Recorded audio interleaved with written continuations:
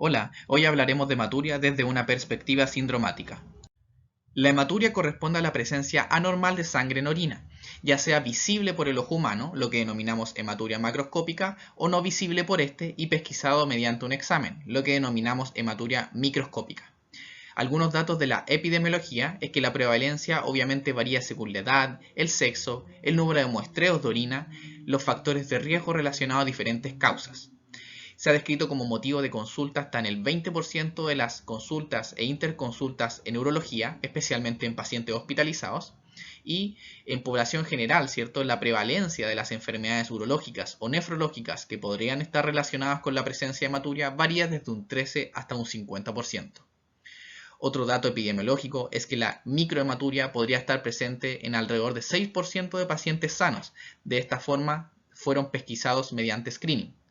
Y, por otra parte, en pacientes mayores de 60 años con hematuria hay enfermedad urológica hasta en el 62% de ellos, siendo el cáncer de vejiga responsable hasta en un 5%.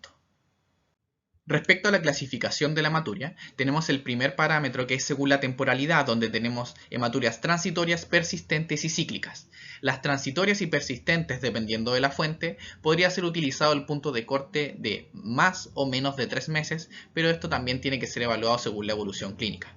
Las hematurias cíclicas se presentan cada cierto tiempo, como podría ser cada un mes, relacionado con la menstruación, lo que es sugerente de una endometriosis de la vía urinaria, lo que se describe como menuria. Otro parámetro para clasificar es según la aparición en relación a la micción, y tenemos hematurias que son totales, iniciales y terminales. Las totales es cuando el sangrado tiñe toda la orina durante la micción, las iniciales es cuando el sangrado tiñe solo al inicio de la micción y las terminales cuando tiñe al final. Y según la clínica, podríamos clasificar a las hematurias en sintomáticas o asintomáticas respecto a los síntomas que estemos evaluando.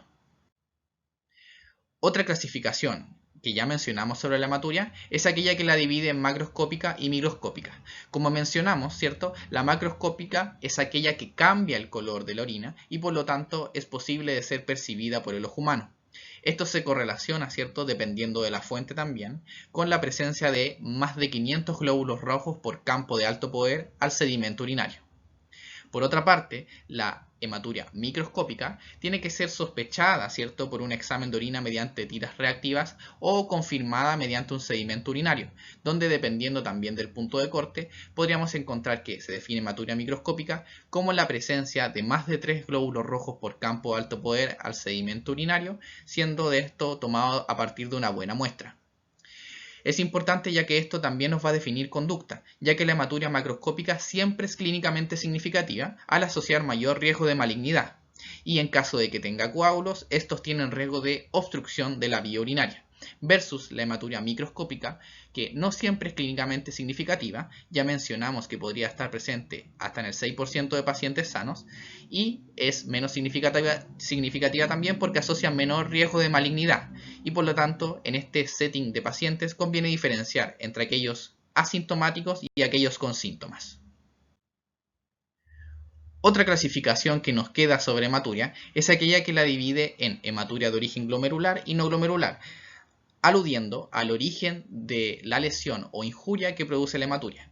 Obviamente la hematuria glomerular requiere que la injuria que produce la hematuria se produzca en una zona muy específica que vendrían siendo los capilares glomerulares en el riñón, versus la hematuria no glomerular que puede ocurrir en cualquier segmento de la vía urinaria, desde la pelvis renal, ¿cierto? Los uréteres, la vejiga, y por lo tanto esto va a hacer que la hematuria no glomerular sea mucho más frecuente, hasta el 90% de las consultas por hematuria. Formalmente, antes de poder hablar de hematuria, deberíamos hacer un diagnóstico diferencial descartando las causas de pseudohematuria, es decir, aquellas causas que nos van a teñir, ¿cierto?, la orina de color rojo o que nos van a dar alteraciones, ¿cierto?, compatibles al examen de orina que nos hagan sospechar de una hematuria, siendo que no lo son. Por ejemplo, tenemos los pigmentos alimentarios que nos pueden teñir la orina de rojo, como la remolacha, arándanos, entre otros. Pigmentos humanos, como la presencia de hemoglobina o mioglobina, entre otros, que nos pueden alterar las tiras reactivas en el examen de orina. Fármacos como la rifampicina, el metronidazol, entre otros, como la fenolftaleína, también nos pueden teñir la orina de rojo.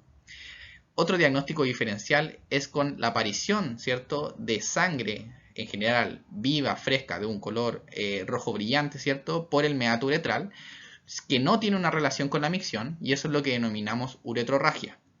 Y otro diagnóstico diferencial vendrían siendo las hemorragias que se reportan como que podrían venir de vía urinaria, pero tienen otro origen. Por ejemplo, la uretra que ya mencionamos como la uretrorragia, pero también sangrados de origen ginecológico, en donde la sangre se elimina por vulva, vagina o útero y se reporta como otro sangrado de otro origen. Por lo tanto, aquí es importante mencionar de que debemos hacer el diagnóstico diferencial. Como mencionamos, existen pseudohematurias que nos pueden falsear los resultados de nuestros exámenes. Existen las tiras reactivas, las cuales se colocan a nivel de la muestra de orina y se tiñen o positivizan en la presencia de diferentes elementos. Cuando hablamos de hematuria, obviamente, estas tiras reactivas se van a positivizar o teñir, ¿cierto?, en presencia de algo que nos sugiere hematuria, como lo es habitualmente el grupo hemo. Pero hay que saber que el grupo hemo no solo está presente en la hematuria, sino que también lo encontramos en la hemoglobinuria y en la mioglobinuria. Y por lo tanto, existen casos de falsos positivos, como la mioglobina y la hemoglobina.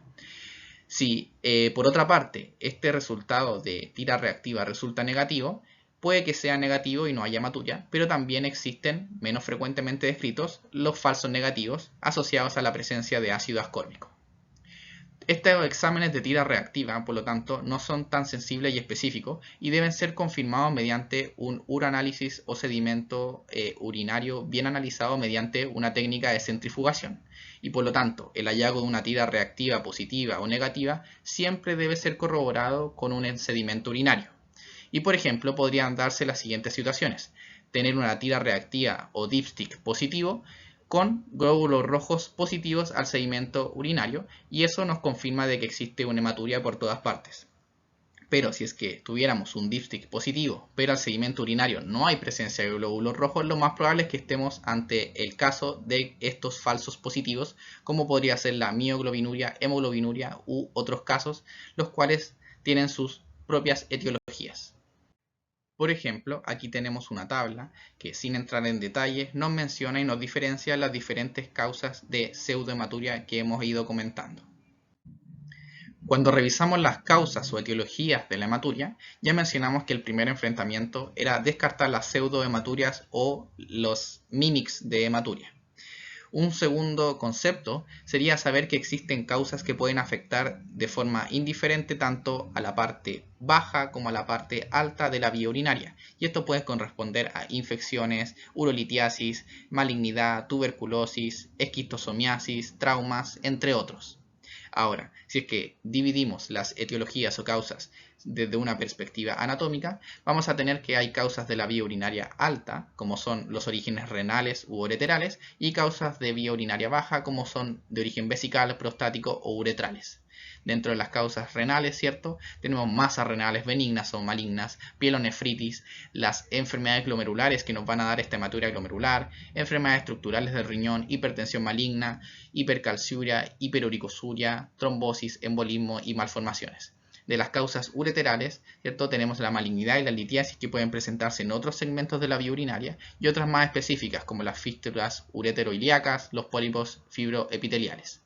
De las vesicales, muy importante, la malignidad, ¿cierto?, el cáncer de vejiga que frecuentemente se presenta como hematuria, la cistitis, ¿cierto?, que son infecciones de la vía urinaria, y otras causas de cistitis como aquella cistitis actínica o por radiación que también puede sangrar, las litiasis vesicales, por ejemplo, que pueden estar relacionadas o no con hiperplasia prostática, entre otras causas de origen vesical.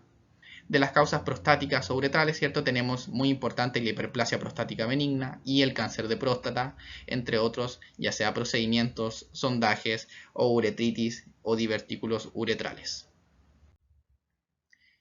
Aquí nuevamente tenemos una tabla que nos resume desde una perspectiva anatómica los orígenes o causas del sangrado. Si bien mencionamos la multiplicidad de causas, es importante saber que estas no se distribuyen de la misma forma según la edad y la evolución. Por ejemplo, en pacientes pediátricos predomina la aparición de glomerulopatías, infecciones urinarias, hipercalciurias, causas congénitas y idiopáticas, versus la población adulta, donde predominan las infecciones urinarias, litiasis y neoplasias, estas últimas especialmente a mayor edad. Saber de todas formas que si bien en un grupo etario pueden predominar las glomerulopatías o no, estas dependen de cada glomerulopatía en específico, las cuales se pueden presentar a diferentes edades. Y por ejemplo, aquí a la derecha tenemos un gráfico que nos divide estas causas según sean transitorias o persistentes en el eje Y y según la edad de aparición o mayor frecuencia de la enfermedad o causa de la hematuria. Vemos que, por ejemplo, a toda edad pueden presentarse causas transitorias idiopáticas, infecciones urinarias y, dependiendo de la etiología, ¿cierto?, las enfermedades glomerulares extrínsecas. Versus otras, por ejemplo, la litiasis urinaria o la enfermedad renal poliquística o el cáncer y especialmente la hiperplasia prostática benigna aparecen a mayor edad. Otras causas que aparecen en pacientes de mediana edad, ¿cierto?, son aquellas relacionadas, por ejemplo, con la endometriosis, que se relaciona con estas hematurias cíclicas cuando comprometen la vía urinaria, y, por ejemplo, también la presencia de hemoglobinas de anemia de células falciformes, que comentaremos algunos aspectos de aquello. Y otro dato que hay que saber, ¿cierto?, de la etiología, es que dentro de las múltiples causas, especialmente cuando hablamos de microhematuria, es que vamos a tener un porcentaje, ¿cierto?, que en esta serie varía del 43 al 68% de causas que van a ser de etiología idiopática, las cuales finalmente deben ser un diagnóstico de forma retrospectiva y de descarte una vez estudiado el paciente. Y por lo tanto, cabe preguntarnos cuáles van a ser estos pacientes que tienen mayor riesgo de tener causas graves y en quiénes dirigimos nuestros esfuerzos diagnósticos. Primero revisaremos este estudio, que es un estudio prospectivo observacional de 2018 en múltiples centros que reunió un N de 3.500 pacientes que tenían hematuria macro y microscópica. Y en ellos, ¿cierto?, se reportó una incidencia de cáncer en algún segmento de la vía urinaria de alrededor del 10%. Y de estos pacientes que tenían este 10%, ¿cierto?, con algún cáncer de vía urinaria, 90% de ellos se presentaron con hematuria macroscópica. Entonces ya sabemos que la hematuria macroscópica va a estar presente en el 90% de aquellas causas de malignidad que cursen con hematuria. Y ¿cierto?, en este estudio, ¿cierto?, también se mencionaron algunos factores de riesgo, como son la presencia de mayor edad, ¿cierto?, con una media de 73 años, la presencia de hematuria macroscópica que ya mencionamos, el sexo masculino en el 75% de los casos, y también la historia, ¿cierto?, o el haber sido o el ser, ¿cierto?, fumador o tener tabaquismo, y la presencia o no de factores de riesgo ocupacionales. Por ejemplo, díganse todos estos trabajos que tienen que ver con la industria textil, industria, por ejemplo, de pinturas o tintes para el pelo. También, por ejemplo, lo que tiene que ver con la fabricación de elementos para barbería, entre otros factores de riesgo.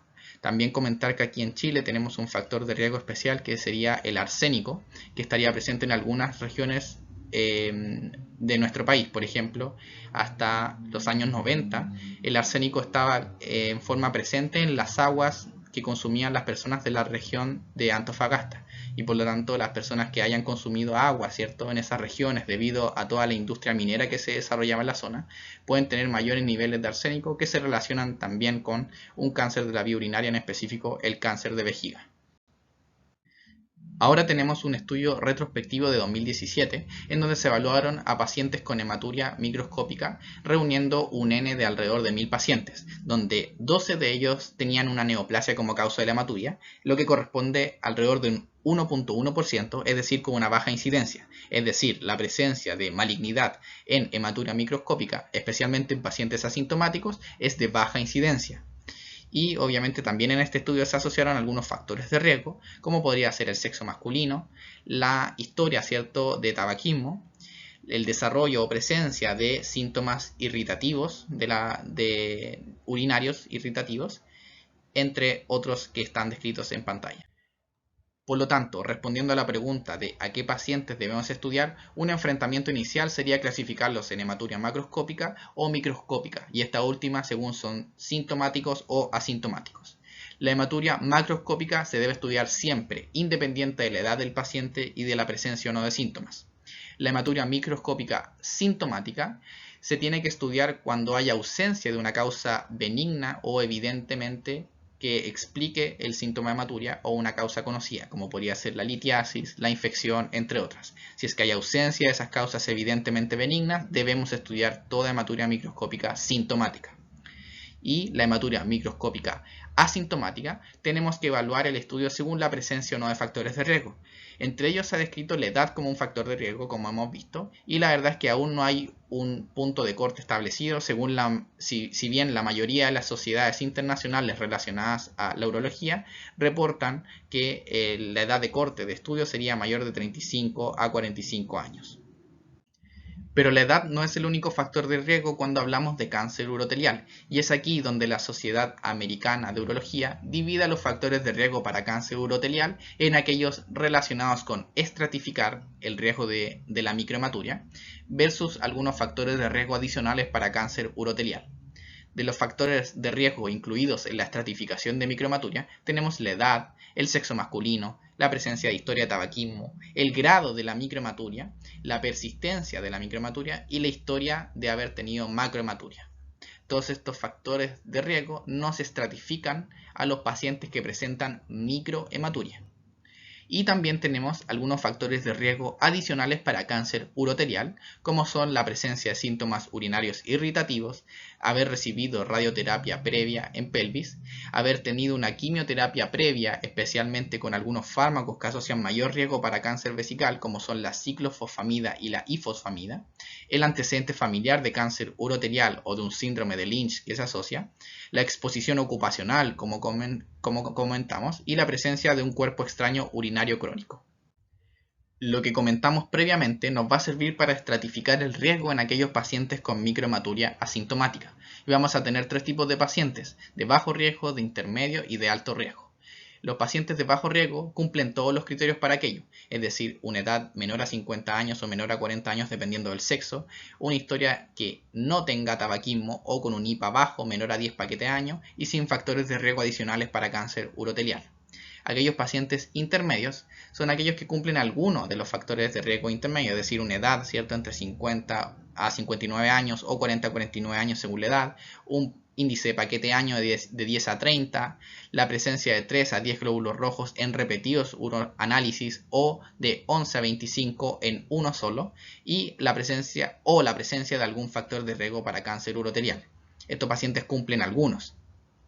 Y los pacientes de alto riesgo, ¿cierto?, también van a ser definidos como aquellos que cumplen algunos. Van a ser toda persona que tenga más de 60 años, un IPA mayor a 30, más de 25 glóbulos rojos en el uroanálisis, siendo suficiente solo uno, y la historia de macrohematuria.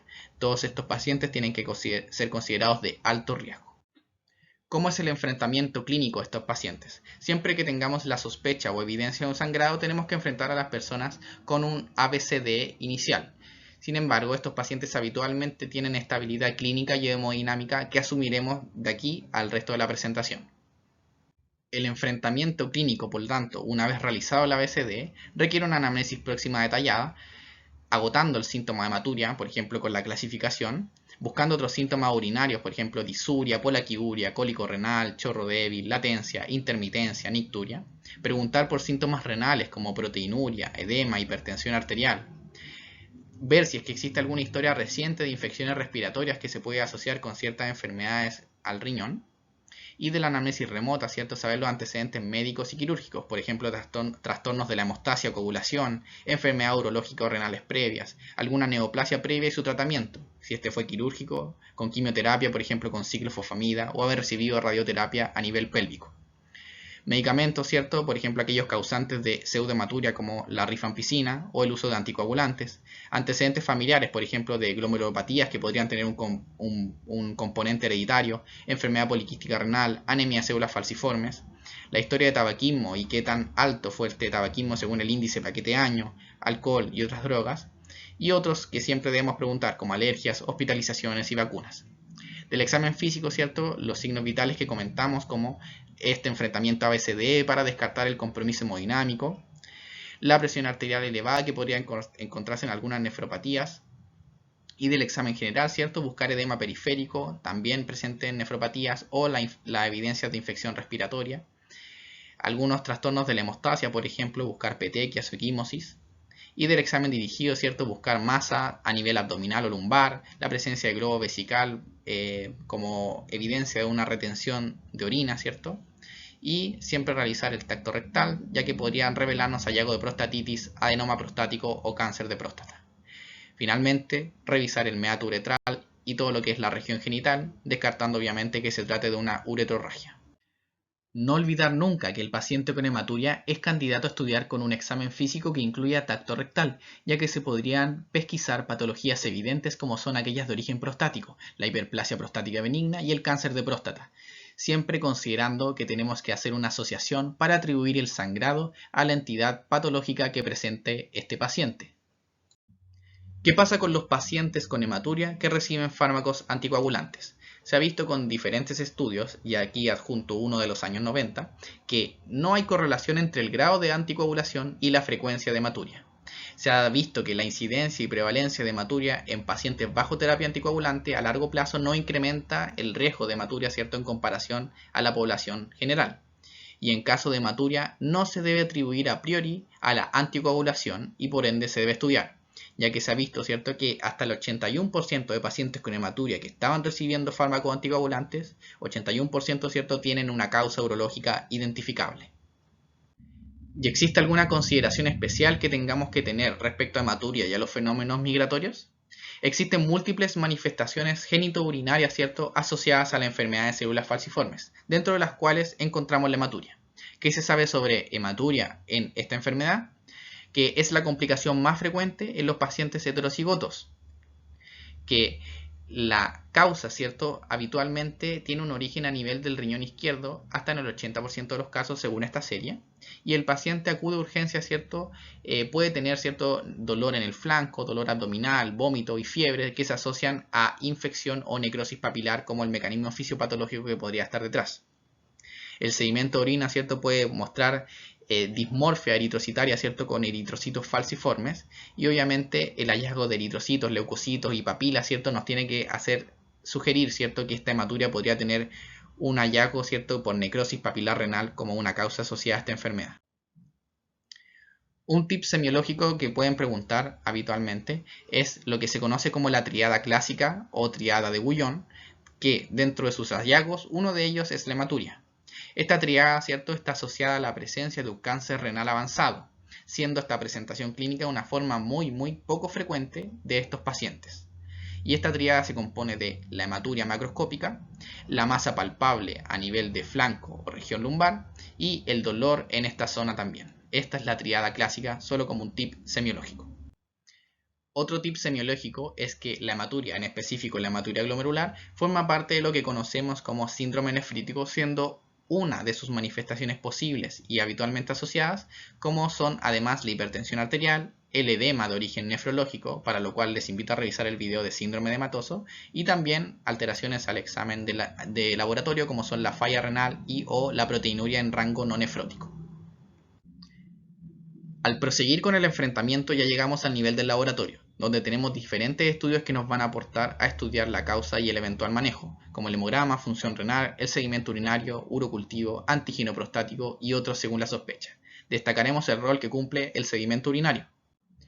El sedimento urinario nos permite confirmar o reconfirmar la presencia de hematuria y además nos permite hacer la distinción entre aquellas de origen glomerular y no glomerular, dentro de lo cual también se puede aportar de la clínica. Por ejemplo, la hematuria no glomerular aparece al inicio, durante o al final de la micción, está más asociada a la presencia de dolor, es un color más bien rojo o rosado, puede tener coágulos presentes. La verdad es que este hallazgo, ¿cierto?, la presencia de coágulos es muy sugerente de hematuria no glomerular, pero si es que están ausentes los coágulos, ¿cierto?, no nos descarta que sea no glomerular. Y también asocia una proteinuria baja, ¿cierto?, con morfología de glóbulos rojos normales, sin la presencia de cilindros hemáticos y con bajo número o porcentaje de acantocitos. Versus la hematuria glomerular, que es la que nos permite detectar este sedimento urinario, que habitualmente en la clínica aparece desde el inicio de la micción. Generalmente es indolora o sin hallazgos de síntomas urinarios como más bajos. El color se describe como un color más bien marrón o negro, como más bien parecido al té cargado o la Coca-Cola. Los coágulos están siempre ausentes, la proteinuria podría ser alta y lo más característico es que asocia a cierta dismorfia o desestructuración de los glóbulos rojos, ya que estos atraviesan los distintos túbulos renales y se deforman. Por lo tanto, aparece una morfología de glóbulos rojos dimórficos en 40%, ¿cierto? Cilindros hemáticos que podrían estar presentes, que es cuando estos glóbulos rojos van cayendo por los túbulos, se agarran de otras proteínas y finalmente en el sedimento urinario vemos la presencia de estos cilindros hemáticos y más del 5% de acantocitos. En esta diapositiva, ¿cierto?, se observan las principales evidencias que nos hablan de hematuria glomerular al sedimento urinario, como son los glóbulos rojos dimórficos, los acantocitos y la presencia de cilindros hemáticos. ¿Cuáles son las principales causas de hematuria glomerular? Tenemos la glomerulonefritis postestreptocócica, que corresponde a complicación no supurativa de una infección, ya sea faríngeo cutánea del Streptococcus pyogenes, que se produce no por un mecanismo infeccioso, sino que por un mecanismo de hipersensibilidad, en este caso tipo 3, siendo más común entre los 5 y los 15 años y con presentación clásica de un síndrome nefrítico. La nefropatía por IgA es la glomerulopatía primaria más común en humanos, está asociada a infecciones respiratorias que desencadenan hematuria concomitante o próxima y ocasionalmente se presenta con glomerulonefritis y muchos pacientes evolucionan a falla renal. La glomerulonefritis poinfecciosa engloba ciertos diferentes mecanismos asociados a infecciones que producen una glomerulonefritis, siendo la más característica aquella postestreptocócica que mencionamos, pero también hay otras, secundarias por ejemplo endocarditis infecciosa, absceso, chance y virus hepatitis B. Las nefropatías por C3 corresponden a un grupo de glomerulopatías que producen hipocomplementemia, como lo son la posinfecciosa, ya comentada, la glomerulopatía membranoproliferativa, la lúpica y aquella por crioglobulinas. La nefritis lúpica es secundaria a la enfermedad de lupus eritematoso sistémico, que también produce disminución del C3 y por eso está clasificado dentro de las nefropatías por C3 y obviamente se acompaña de las manifestaciones de la enfermedad. El síndrome de Alport corresponde a un defecto congénito del colágeno tipo 4 que tiene una herencia dominante ligada a X, que se presenta con hematuria macroscópica intermitente en la infancia, evolucionando a enfermedad renal crónica y asociada a hipoacusia neurosensorial y anomalías oculares. Y la enfermedad de membrana basal delgada, ¿cierto? Esta corresponde a una nefropatía también con patrón autosómico dominante, denominada un Alport abortivo, que asocia una historia familiar de hematuria pero sin falla renal.